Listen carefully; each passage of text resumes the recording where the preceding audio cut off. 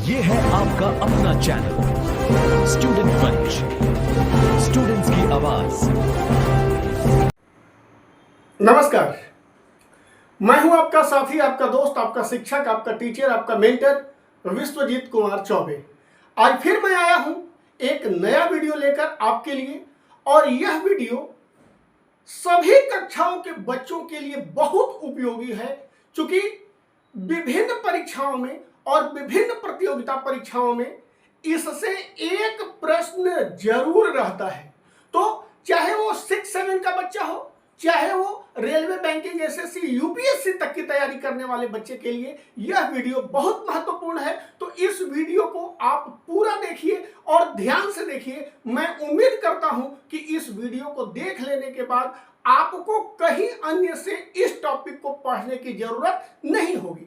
तो आज का हमारा जो टॉपिक है वो टॉपिक है बहुत ही पॉपुलर टॉपिक, हमारा वायुमंडल। हमारा वायुमंडल। तो आज हम लोग वायुमंडल के विभिन्न चीजों के बारे में बहुत विस्तार से पढ़ेंगे। तो आइए समय को व्यर्थ न करते हुए हम लोग वायुमंडल पर चर्चा करते हैं। तो सबसे पहला प्रश्न ये कि वायुमंडल क्या है, ठीक है।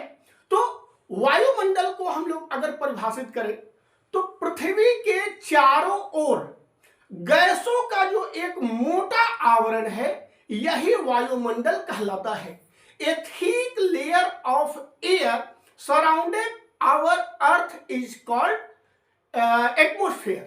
मतलब पृथ्वी के चारों ओर जो गैसों का एक मोटा आवरण है, मोटा लेयर है, यह लेयर ही वायुमंडल कहलाता है।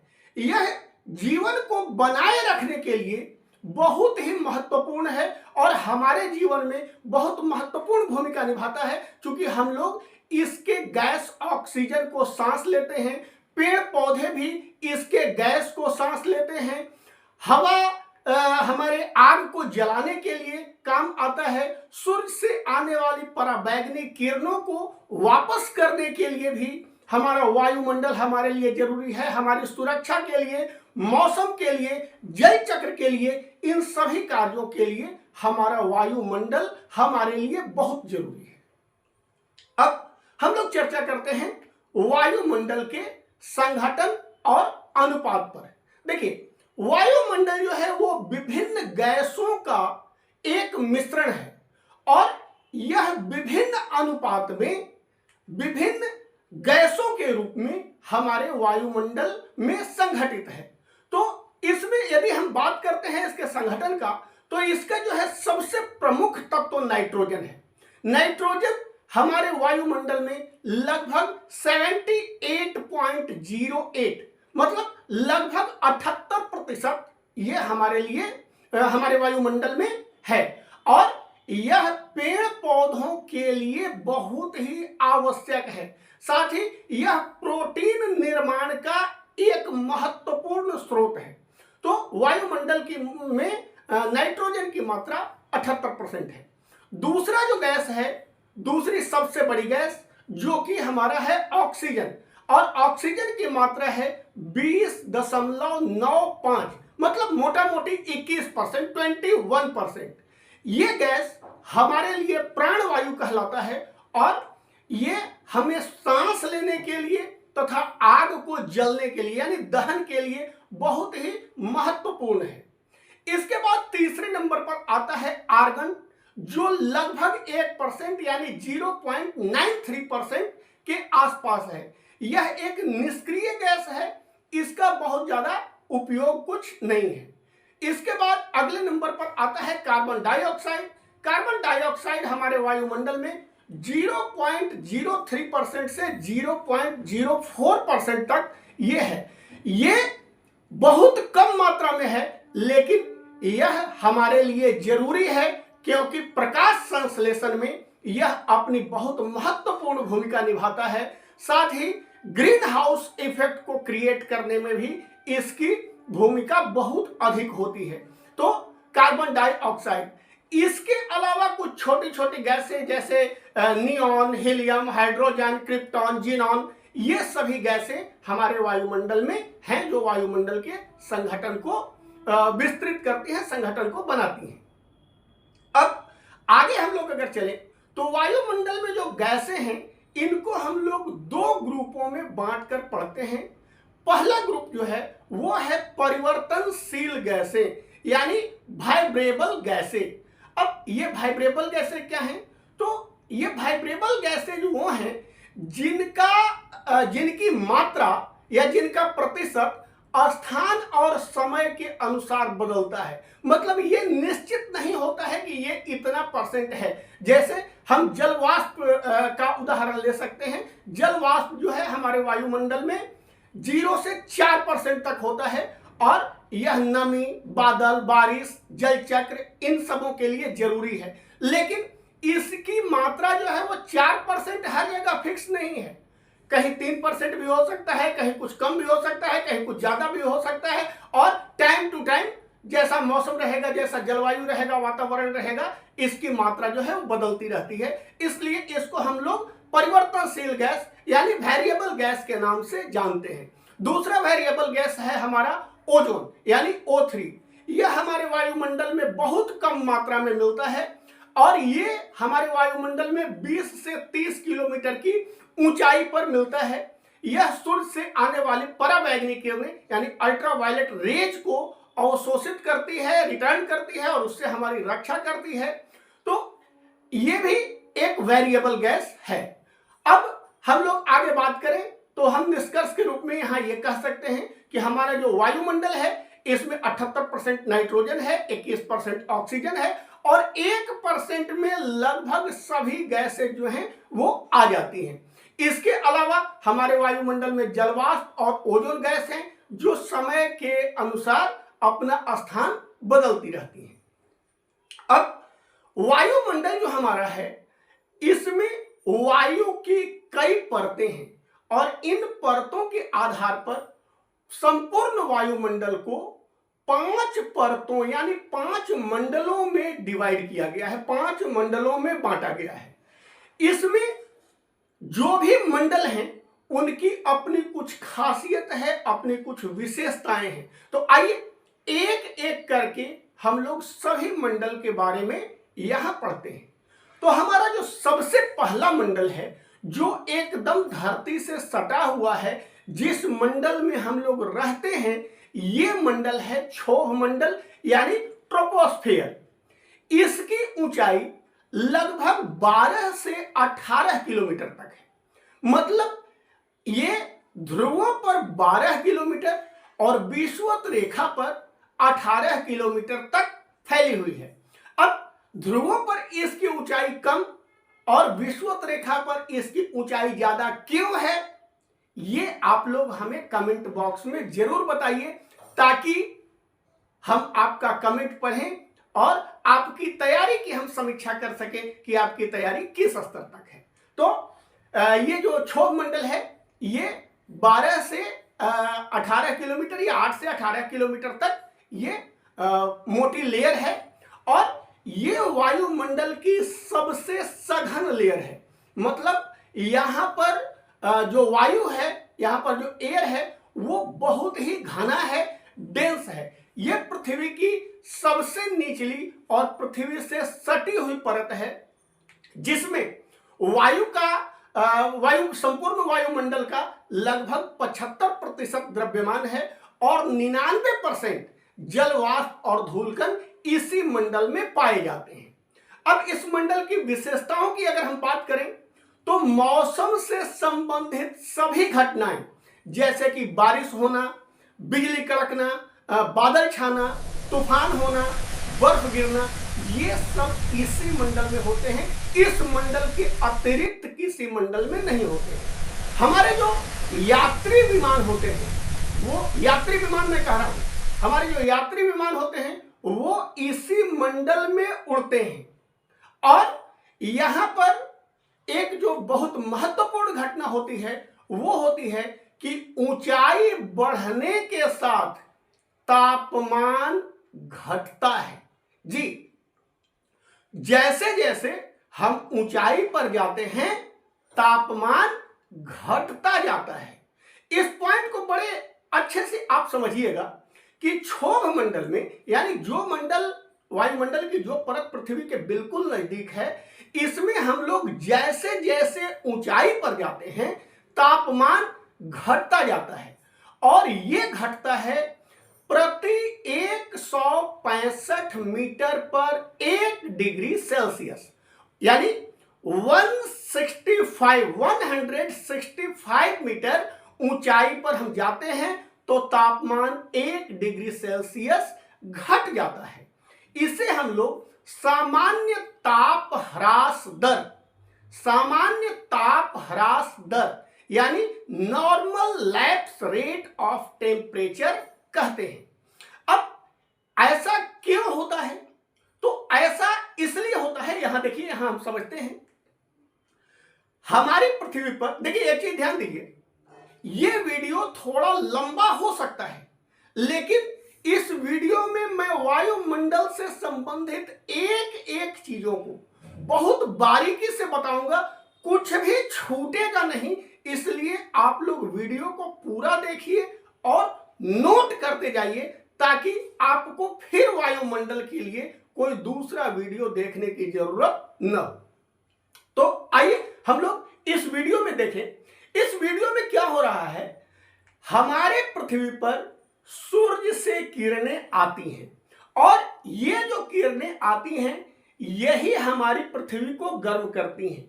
लेकिन रुकिए, सूर्य से किरणें जो आती हैं वो लघु तरंगों के रूप में आती हैं, जिनमें लाइट होता है और हीट होता है। सूर्य से आने वाली किरणों में दोनों चीजें होती हैं, लाइट भी होता है और हीट भी होता है, जिसके चलते वो किरणें हमें दिखती हैं।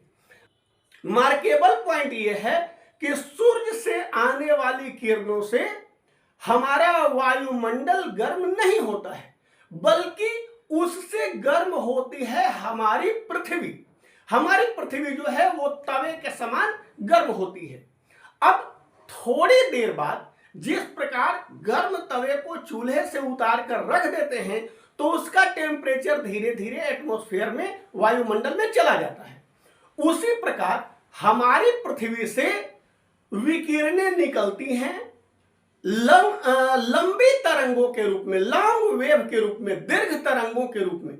आने वाली आती हैं लघु तरंगों के रूप में, जिनमें लाइट और हीट दोनों होता है। लेकिन निकलने वाले निकलती हैं लॉन्ग वेव के रूप में, लंबी या दीर्घ तरंगों के रूप में। इसमें लाइट नहीं होता है, सिर्फ हीट निकलता है। इसके चलते पृथ्वी से निकलती हुई तरंगें आपको दिखती नहीं है, और हमारा जो वायुमंडल है वो सूर्य से आने वाली किरणों से नहीं, बल्कि पृथ्वी से लौटकर जाने वाली किरणों से, विकिरण से गर्म होता है।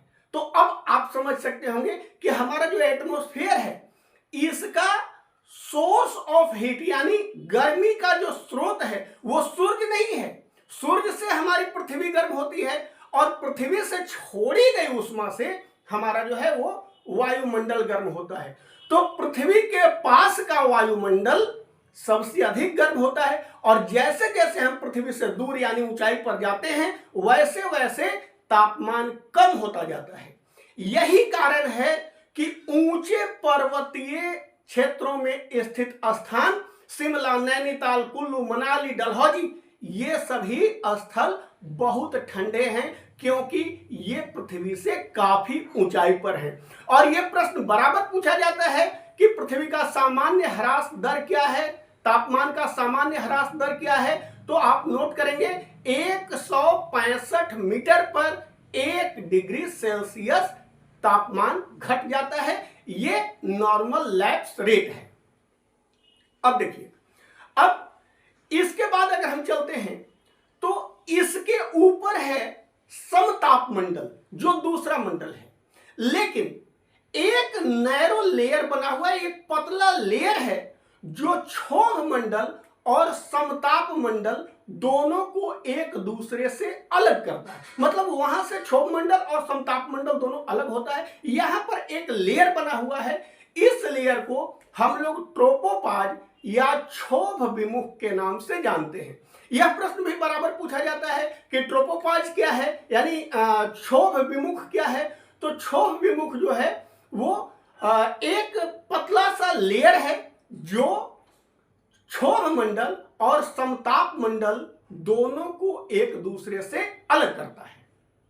अब आइए हम लोग चलते हैं इसके अगले लेयर पर। अगला लेयर जो हमारा है वो है समताप मंडल। अब समताप मंडल, इसको हम लोग स्ट्रेटोस्फेयर के नाम से जानते हैं। इसकी ऊंचाई जो है वो क्षोभ मंडल के ऊपर 50 किलोमीटर से 60 किलोमीटर तक माना गया है। क्षोभ मंडल के ऊपर, ठीक है, मतलब 12 से 18 किलोमीटर तक क्षोभ मंडल हो गया, और उसके ऊपर 50 किलोमीटर तक का जो क्षेत्र है वह समताप मंडल कहलाता है। समताप मंडल एक शांत क्षेत्र है। यहां पर न तो मौसमी घटनाएं होती हैं, न बादल गरजते हैं, न बिजली चमकती है, मतलब यहां पर कोई भी मौसमी घटनाएं नहीं होती हैं। और यही कारण है कि अत्यधिक ऊंचाई पर उड़ने वाले फाइटर जेट इसी मंडल में उड़ते हैं। यह प्रश्न भी विभिन्न प्रतियोगिता परीक्षाओं में कई बार पूछा गया है कि अत्यधिक ऊंचाई पर उड़ने वाले फाइटर जेट वायुमंडल के किस परत में उड़ते हैं। तो इसका सही उत्तर है समताप मंडल। अब इस समताप मंडल में एक लेयर है जिसका नाम है ओजोन लेयर, ठीक है। यह पृथ्वी का रक्षा कवच है। यह पृथ्वी को चारों ओर से घेरे हुए है और ये ओजोन गैस से बना हुआ है। इसका जो रोल है हमारे लाइफ में बहुत बड़ा है, क्योंकि यह सूर्य से आने वाली अल्ट्रावायलेट रेज यानी पराबैंगनी किरणों को अवशोषित कर लेती है या रिटर्न कर देती है। कुछ भाग को अवशोषित कर लेती है और कुछ भाग को वापस अंतरिक्ष में रिटर्न कर देती है। तो यह प्रश्न भी आप लोग नोट करेंगे कि ओजोन मंडल किस मंडल का भाग है। तो यह समताप मंडल का भाग है। यह ओजोन गैस से बना हुआ है और यह सूर्य से आने वाली पराबैंगनी किरणों से हमारी रक्षा करता है, उससे हमें बचाता है, उसके कुछ भाग को अवशोषित कर लेता है और कुछ भाग को रिटर्न कर देता है। इसमें ऊंचाई के साथ साथ तापमान बढ़ता जाता है। जी, यहां क्षोभ मंडल में क्या हो रहा था, ऊंचाई के अनुसार तापमान घट रहा था, लेकिन समताप मंडल में ऊंचाई के अनुसार तापमान में वृद्धि देखी जाती है।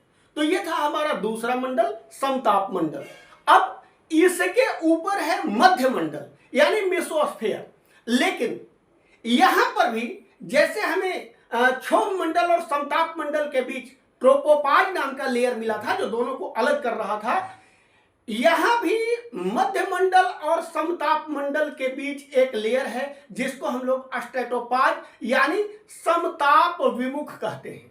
ये मध्य मंडल और समताप मंडल को एक दूसरे से अलग करता है। तो इस पॉइंट को आप नोट करेंगे कि ट्रोपोपॉज क्या है, ट्रोपोपॉज यानी समताप विमुख क्या है।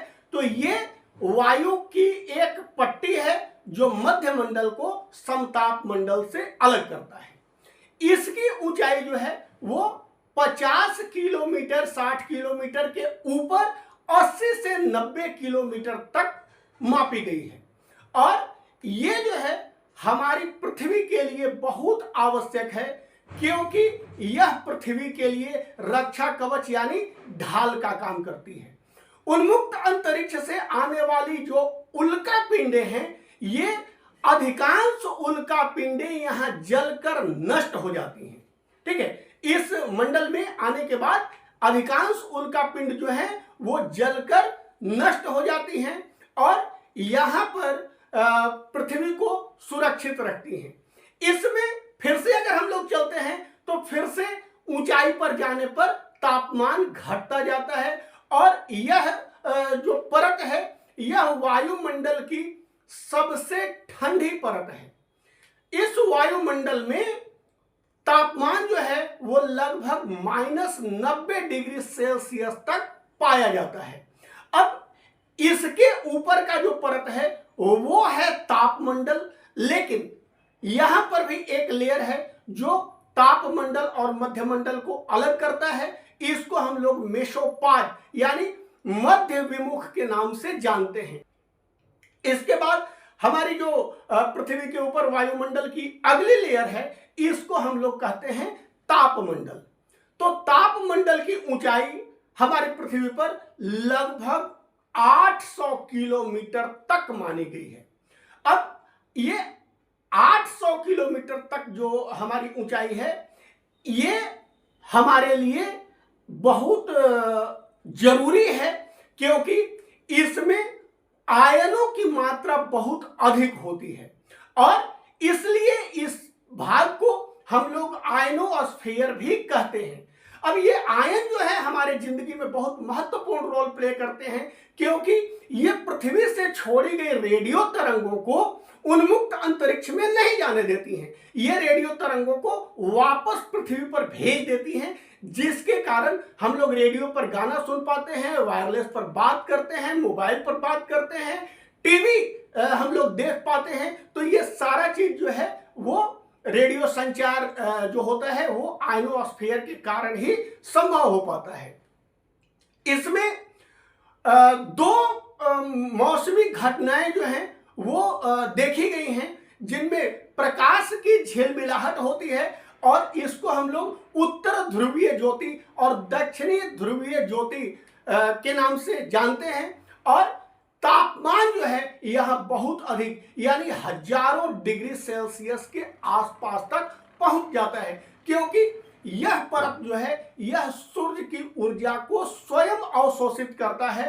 और हम लोग जो कृत्रिम सैटेलाइट स्टेशन बनाते हैं पृथ्वी के ऊपर, तो ये कृत्रिम सैटेलाइट स्टेशन हमारा जो है इसी लेयर में होता है। बराबर कंपटीशन में पूछा जाता है कि हमारे कृत्रिम सैटेलाइट स्टेशन वायुमंडल के किस लेयर में पाए जाते हैं, तो ये हमारे तापमंडल यानी थर्मोस्फीयर या आयनोस्फीयर में पाए जाते हैं।